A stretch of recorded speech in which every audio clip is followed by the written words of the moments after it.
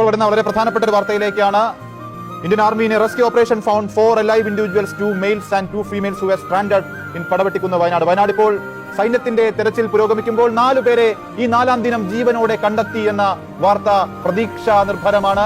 ധനേഷ് രവീന്ദ്രൻ ചേരുകയാണ് ഈ വാർത്തയുടെ വിശദാംശങ്ങളുമായി. ധനേഷ്, ഇനി മണ്ണടരുകൾക്കിടയിൽ ജീവന്റെ തുടിപ്പുണ്ടാകില്ല എന്ന വിലയിരുത്തലിൽ രക്ഷാപ്രവർത്തനമല്ല ഇനി തെരച്ചിലാണ് ആവശ്യമെന്നടക്കം സർക്കാർ വിലയിരുത്തുമ്പോൾ സൈന്യം വിലയിരുത്തിയപ്പോഴാണ് 4 മനുഷ്യരെ ജീവനോടെ കണ്ടെത്തിയെന്ന വാർത്ത ധനേഷ് പങ്കുവെക്കുന്നത്. വിശദാംശങ്ങൾ.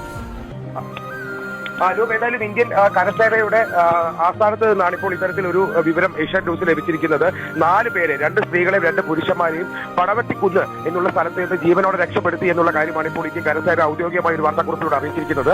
വളരെ പാടുപെട്ടാണ് ഇവരെ കണ്ടെത്തിയതെന്നും ഇവരെ പിന്നീട് ഇവാക്യുവേഷൻ നടപടികളുടെ ഭാഗമായി ALS ഹെലികോപ്റ്ററുകളിൽ സുരക്ഷിത സ്ഥാനത്തേക്ക് മാറ്റി എന്നുള്ള കാര്യമാണ് ഇപ്പോൾ ഇന്ത്യൻ കരസേന വ്യക്തമാക്കുന്നത്. ഏതായാലും ഇതിൽ ഒരു വ്യക്തിക്ക് കാലിൽ ചില പരിക്കുകൾ ഉണ്ടായിരുന്നു. അവർക്ക് വേണ്ട വൈദ്യസഹായം അടക്കം നൽകിയെന്നും ഈ 4 പേരെയും സുരക്ഷിത സ്ഥാനത്തേക്ക് മാറ്റി എന്നുള്ള കാര്യമാണ് സൈന്യം പറയുന്നത്.